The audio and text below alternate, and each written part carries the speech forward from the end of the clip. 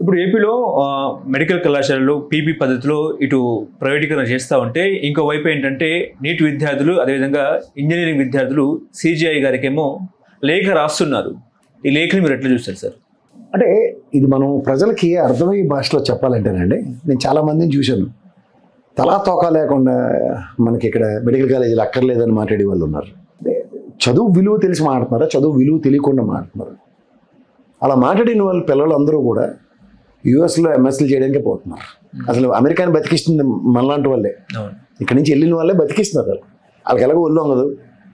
మన వాళ్ళు ఇక్కడి నుంచి వెళ్ళిన సాఫ్ట్వేర్ వాళ్ళు అనుకోండి, లేదా ఏ పనికి వెళ్ళిన వాళ్ళైనా అయితే డాక్టర్స్ ఫెటర్నిటీ అని అసలు వాళ్ళు రక్త మాంసాలు దారిపోసి అక్కడ ఆ దేశానికి అప్లిఫ్ట్మెంట్ చేస్తారు. చూసుకోమండి కావాలంటే. క్యూబా లాంటి దేశం ఓ ప్లేగ్ వ్యాధి వస్తే ప్రపంచాన్ని అర్థించింది డాక్టర్లను పంపించమని. కుదరకపోతే they taken a beautiful stand. we itself produce doctors అని they taken a call. Cuba నుంచి వచ్చే డాక్టర్స్ సంఖ్య ఇప్పుడు ఎక్కువ. అలా భారతదేశంలో ఆంధ్రప్రదేశ్లో we got a privilege to have 17 medical colleges and each district headquarters on aggregate. ఇక్కడ Gandhi medical college, Osmania medical college, వైజాగ్లో కేజీహెచ్లోంచి ఎంబీబీఎస్లు చేసిన ఆంధ్ర మెడికల్ కాలేజీ నుంచి చదువుకున్న పిల్లల ప్రైడ్ ఎలా ఉంటుందో ఒకసారి చెక్ చేసుకోండి. వాళ్ళ ట్రాక్ రికార్డ్స్ చెక్ చేయండి. అట్లా ప్రభుత్వ కళాశాలల్లో చదువుకున్న వైభవం ఎలా ఉంటుందో చదువుకున్నోడికి తెలుస్తుంది. ఓ రెస్పెక్ట్ యూనివర్సిటీస్ నుంచి, మీరు ఉస్మానియా యూనివర్సిటీ నుంచి చదువుతున్నారు, ఎట్లా ఉంటుంది pride? When you're in campus ఆ ప్రైడ్ ఎలా ఉంటుంది? అవును. ఎందుకు ఇప్పుడు ప్రైవేట్ కాలేజీలు ఉన్నాయి, వాటిలో కూడా క్యాంపస్లోనే ఉంచుతున్నారు అన్నీ. బట్ ది ఒరిజినల్ ఇప్పుడు సెంట్రల్ యూనివర్సిటీలో నేను చదువుకున్నాను. The pride and the proudness. ఆంధ్రప్రదేశ్లో చదువుకున్నాను. The pride and proudness.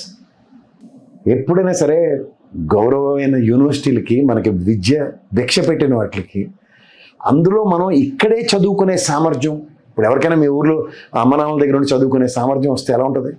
ముఖ్యంగా ఆ డిస్ట్రిక్ట్లో ఆ టెరిటరీలో చదువుకుంటే ఏం సార్, మనకి నేషనల్ మెడికల్ కౌన్సిల్ ఇచ్చే ఫ్రీ సీట్స్ కొంత బిలో పవర్టీలో ఉన్న పిల్లలు చదువుకున్న పిల్లలకి వస్తే, కొన్ని మేనేజ్మెంట్ సీట్లు ఉంటాయి, ఐఎమ్ నాట్ కాంట్రడిక్టింగ్ ఇట్, సీట్లు ఉచిత సీట్ల సంఖ్య పెరిగితే వచ్చే కాంట్రడిక్షన్ ఏంటంటే వీళ్ళకి. సో ఆ విధానంలో గౌరవ సుప్రీంకోర్టుకి పిల్లలే ప్రతిస్పందించి, ఎందుకంటే నాకు మండల కమిషన్ ఉంది, నాకు బాగా తెలుసు. మండల కమిషన్ ఉద్యమంలో కూడా మేము ఉన్నాం. మేము చేసాం చదువుకున్న రోజుల్లో. కాలేజీలు బాయ్కాట్ చేసి ఏబీవీపీఎస్ వీళ్ళందరితో మేము చేసిన నేపథ్యంలో చైతన్యం ఎప్పుడైతే చదువుకునే పిల్లల్లో వస్తుందో దాని ఇంపాక్ట్ ప్రభుత్వాలే తలకిందులు అవుతాయి. బీబీసీకి ఇంకో ఆ మార్గం లేకుండా అయింది. మండల కమిషన్ విరమించుకోవాల్సి వచ్చింది. రైట్ ఆర్ రాంగ్ తర్వాత మాట్లాడదాం. కానీ ప్రజల యొక్క రియాక్టివ్ మోడ్ అన్నది పిల్లల రూపంలో వస్తాయి, విద్యార్థి రూపంలో వస్తాయి. ఇప్పుడు ఎందుకంటే తెలంగాణ ఉద్యమం మీకు మనకి ప్రాక్టికల్ ఎగ్జాంపుల్. ఎప్పుడైతే యూనివర్సిటీల పరిధిలోకి ఉద్యమం వెళ్ళిందో అక్కడి నుంచి దాని షేప్ మారిపోయింది. రాజకీయ నాయకులు ఒకనొక ప్రస్థానంలో వాళ్ళ ఉనికికి ప్రమాదం వచ్చింది. చచ్చినట్టు ప్రతి ఒక్కడు ఉద్యమం నేపథ్యాన్ని ఎత్తుకోవాల్సి ఉంది. సో ఆ ప్రభావం క్రియేట్ చేసే సామర్థ్యం ఎప్పుడైతే విద్యార్థి లోకానికి ఉంటుందో, ఎప్పుడైతే మన పరిస్థితులు పెనుమార్పులకి సంతరించుకుంటూ ఉంటాయో, ఆ పెనుమార్పులు సక్రమైన మార్గంలో లేనప్పుడు నాటి మండల కమిషన్ స్ఫూర్తితో విద్యార్థి లోకం కనుక ఈ మెడికల్ కాలేజీల విషయంలో ఒక టర్న్అవుట్ తీసుకుని గౌరవ సిజిఐ గారికి రాసిన లెటర్లలో ప్రతిస్పందన, ఎందుకంటే ఆయన కూడా మండల కమిషన్ నేపథ్యం చూసే ఉంటారు. ఆయన కూడా సిజిఐ గారు, ఆయన చదువుకునే వచ్చారు కాబట్టి.